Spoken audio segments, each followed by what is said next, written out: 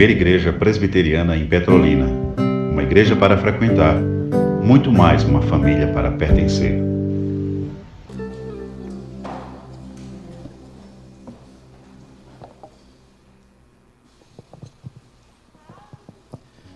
Amém. Deus seja louvado.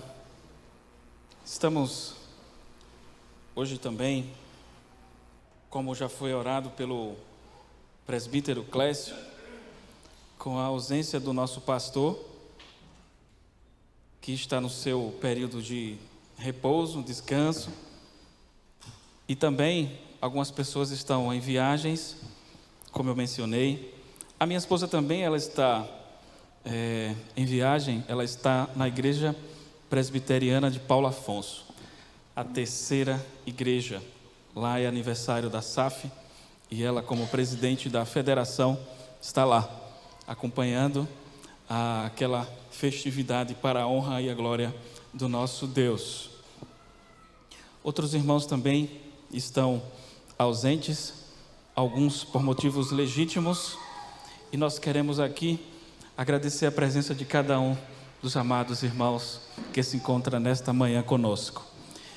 Esse é o momento agora, não está aí a projeção mais, mas esse é o momento de reflexão bíblica. E nós preparamos aqui uma breve reflexão, e eu peço que você abra a sua Bíblia no livro de Lucas. Lucas no capítulo 20. Será um momento de breve reflexão. Essa não é uma reflexão pastoral, que aí é só com o pastor da igreja. No entanto, é uma reflexão bíblica. E eu gostaria que vocês abrissem suas Bíblias no livro de Lucas, no capítulo 20, a partir do verso 20. Eu vou ler apenas o verso 21, na verdade. E aí a gente vai falar um pouco sobre esse tema. Todos encontraram, amém? Lucas capítulo 20, verso 21, diz assim a palavra de Deus. Então o consultaram dizendo: Mestre, sabemos que falas e ensinas retamente e não te deixas levar de respeitos humanos, porém ensinas o caminho de Deus segundo a verdade. Apenas o verso 21. Eu vou repetir. Então o consultaram dizendo: Mestre, sabemos que falas e ensinas retamente e não te deixas levar de respeitos humanos, porém ensinas o caminho de Deus segundo a verdade. O tema dessa reflexão é: como andam suas palavras? Como andam suas palavras? Aqui, rapidamente o contexto, nós percebemos que essa é a questão do tributo. Aquela famosa frase que Jesus pronuncia: então, dê a Deus o que é de Deus e a César o que é de César. Ele pronuncia esta frase neste trecho da palavra. Porém, o que é que eu quero enfatizar é que muitas vezes as nossas palavras, elas podem ser carregadas de segundas intenções, de terceiras intenções, e por aí vai. A princípio, a gente poderia perceber que esses irmãos aqui, esses amados, eles estavam fazendo uma pergunta simples, com interesse o mais nobre possível, porque eles dizem: Mestre, sabemos que falas a verdade. E essa é uma máxima realmente de todo cristão, porque a palavra do crente, ela deve ser sim, sim, e não, não. E ponto. A gente não pode estar dando, como diz alguns, nenhum tipo de somebody love para tentar agradar as pessoas. Nós precisamos entender que a palavra que sai da nossa boca, ela precisa produzir edificação, bênção, e não maldição, tristeza, angústia e agonia. E aqui nós percebemos que eles foram infiltrados dentro daquela multidão que estava ouvindo Jesus, e no verso 20 diz assim, para que a gente possa entender melhor ainda o contexto: observando-o, subornaram emissários. Vejam, aqueles homens, eles estavam preocupados porque Jesus estava conseguindo atrair multidões, e eles, tendo essa questão de querer prendê-lo de alguma forma, eles subornaram pessoas. E o verso 20 diz assim: subornaram emissários, e que se fingiam de justos, para verem se o apanhavam em alguma palavra. Esse é o verso 20, para ver se alguma palavra ele deslizava, se ele deslizava em algo, a fim de entregá-lo à jurisdição e à autoridade do governador. Então, às vezes nós nos deparamos com pessoas que as suas palavras, elas são assim, superficiais. Eu posso dizer que eu já passei por essa fase. Eu não queria entrar no detalhe para fazer que eu já fui também, sou nascido e criado na igreja, eu já fui presidente de UPA, eu já fui presidente de mocidade, eu já fui e sou da UPH daqui, mas era da UPH de lá de onde eu vim. Eu já passei por todos os cargos que vocês possam imaginar. Já fui diácono também. E antigamente, quando eu queria falar alguma coisa, eu nunca era direto, eu sempre era superficial, para não querer magoar, para não querer causar transtorno. E isso quando eu era adolescente. Hoje, depois de muitos e muitos anos, e a gente vai aprendendo com a vida, a gente percebe que as nossas palavras, elas precisam ser ponderadas. E aqui eles estavam querendo pegar Jesus para dizer assim: tá aí, ele errou, ele vacilou, ele disse algo que a gente pode acabar com ele agora, e colocaram na prisão. E aqui a questão é, se ele dissesse, e aí ele pega ele pede uma moeda e vai lá e entrega a eles. Ele pergunta: o que é que tem aí nessa moeda?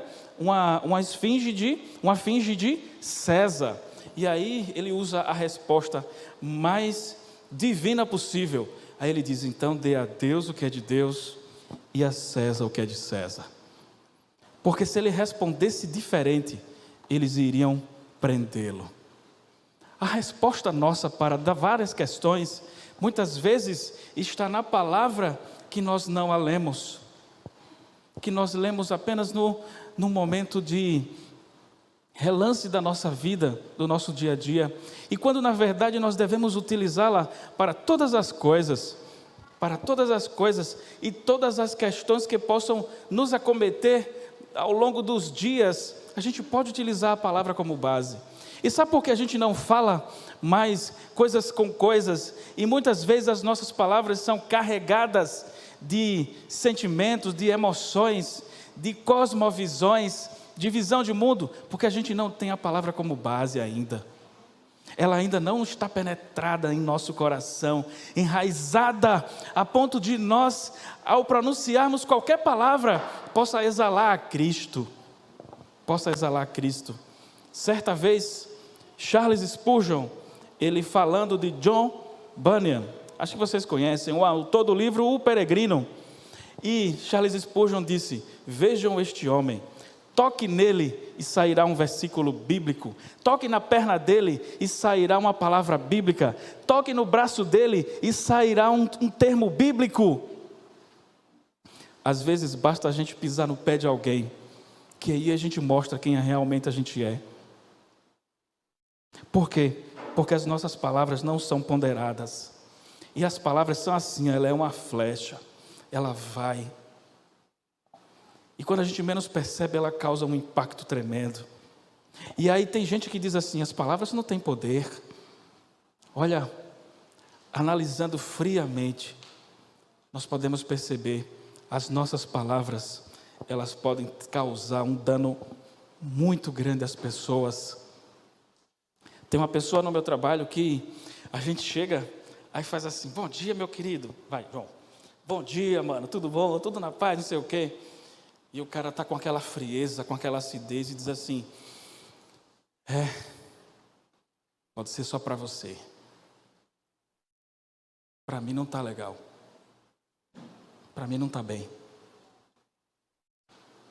E aí você vê que as palavras causaram um impacto tremendo em quem foi dar o bom dia com tanta alegria e a pessoa só olhando por um lado. Sabe, muitas vezes é a forma como nós crescemos, aquilo que nós alimentamos, aquilo que nós vemos, pode influenciar no nosso palavreado. Nós não podemos ser superficiais, nós não podemos ter segundas intenções nas nossas palavras. Nós precisamos ser maduros. Quando alguém chegar e dizer: meu irmão, não é por aí, a gente ser maduro e dizer assim: é verdade, você tem razão. Mas via de regra, qual é a nossa reação quando alguém fala algo que nos chama a atenção e você não gosta de ser chamado a atenção? O que é que acontece? A sua resposta muitas vezes é pancada de volta. Muitas vezes a repreensão ela pode ser por amor e você não percebeu. E as suas palavras podem tão somente causar bênção na vida de alguém, como também pode causar um grande estrago, quando você não pensa biblicamente naquilo que você está falando. Mesmo no meio dos ímpios, que Deus muitas vezes nos coloca, Ele nos coloca para que a gente possa ser bênção com as nossas palavras, com as nossas vidas, e às vezes a gente não aproveita esse tempo. Parecia ser algo excelente, parecia. Veja o que é que diz o Salmo 55, verso 21, parece que a projetão voltou aí, eles vão colocar, com certeza, mas Salmo 55, verso 21, sabe o que é que diz? Enquanto eles não põem ali, eu vou ler aqui para vocês. Salmo 55, verso 21. É assim, ó. A sua boca era mais... Pronto, chegou aí, ó. Está todo mundo vendo aí? Olha o que é que diz o texto bíblico. A sua boca era mais macia que a manteiga. Porém no coração havia guerra. As suas palavras eram mais brandas que o azeite, contudo, eram espadas desembainhadas. Meus queridos, é a palavra de Deus que está afirmando isso, não sou eu. Incrível esse texto. Certa vez eu assisti um filme, e aí tinha uma cena que um grande cientista chegava e falou algo para uma pessoa lá, e aí a resposta foi a seguinte, ele disse assim: suas palavras são aveludadas e doces, mas o seu coração é um ninho de cobras. Isso num filme.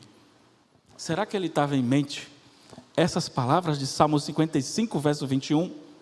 Às vezes as nossas palavras podem estar carregadas com maciez, mas o que é que passa em nosso coração? A gente só olha muitas vezes, quando a gente vai pronunciar algo, a gente primeiro olha para nós e a gente quer algo em troca, a nosso favor, e aí a gente pronuncia palavras. Mas que a nossa palavra possa ser sempre regrada pela palavra de Deus. Outro texto, Provérbios 26, verso 23. Eu já estou terminando. Provérbios 26, verso 23. Sabe o que é que diz a palavra? Diz assim. Olha aí. Como vaso de barro coberto de escórias de prata, assim são os lábios amorosos e o coração maligno. Como vaso de barro coberto de escórias de prata, assim são os lábios amorosos e o coração maligno. O que é que a palavra está dizendo? Às vezes as nossas palavras são só uma capa, mas o que é que está por trás? É isso que a gente precisa refletir. E um último texto, Provérbios 14, verso 15. Provérbios 14, verso 15. O simples, perdão, pela manhã minha garganta é sempre desse jeito. Depois ela aquece, aí fica normal. Provérbios 14, verso 15, diz assim, ó, o simples dá crédito a toda palavra, mas o prudente atenta para os seus passos. As pessoas simples acreditam em tudo e às vezes sofrem consequências. Mas o prudente, ele vai analisar cada palavra. Você já percebeu que no noticiário, lá naqueles telejornais, existem pessoas pagas só para analisar o que é dito pelos políticos, pelos empresários? Aí são chamados cientista político. Eles analisam todo o cenário e as palavras. Eles analisam o que é dito e qualquer vacilo de quem está falando. E aí a gente percebe que muita gente vacila. Eles estão prontos para fazer daquela afirmação noticiário. Às vezes a pessoa não queria nem dizer, mas disse. E terminam se complicando. É assim na nossa vida, muitas vezes. A gente às vezes não tem a intenção, mas você já disse. Certa vez eu participei de uma audiência, que o cara estava indo bem, sabe, contra a empresa, e eu lá só era testemunha da empresa, e eu lá esperando. E teve um momento que o juiz fez uma pergunta para o rapaz, e aí ele falou algo, aí o juiz disse, aqui encerra a instrução. Aí o advogado disse, não, mas ele não quis dizer isso não. Aí o juiz disse, ele acabou de falar, para mim está encerrado. Às vezes as nossas palavras são assim. A gente, de repente, não sabe o que está dizendo porque a gente não pensa antes. Diz a palavra, o prudente ele analisa. E nós precisamos saber que as nossas palavras, ela têm esse efeito, tanto de abençoador, como também de causar maldição, de causar estrago. Se você vai falar algo, fale para abençoar as pessoas. Se vai repreender, utilize as palavras da melhor forma, para que possa fazer a repreensão, caso seja necessário. E prossigamos para o alvo que é Cristo Jesus. Nós nunca estaremos livres das palavras tolas que a gente fala, mas nós seremos cobrados por cada palavra frívola que pronunciarmos. Frívola. Certa vez, esse é um termo bíblico, frívola, e eu vi a ministra Rosa Weber utilizando essa expressão, que não possamos ter palavras frívolas. Eu disse, será que ela estava lendo a Bíblia? Então, o que é que nós podemos aprender? Vamos pensar antes de falar. Amém? Vamos pensar antes de falar. Você quer ter uma base melhor para pensar e para aprender? A palavra de Deus, ela nos instrui para todas as questões da vida. Todas as questões. Amém? Então Deus seja louvado. Este foi o momento reflexão da palavra.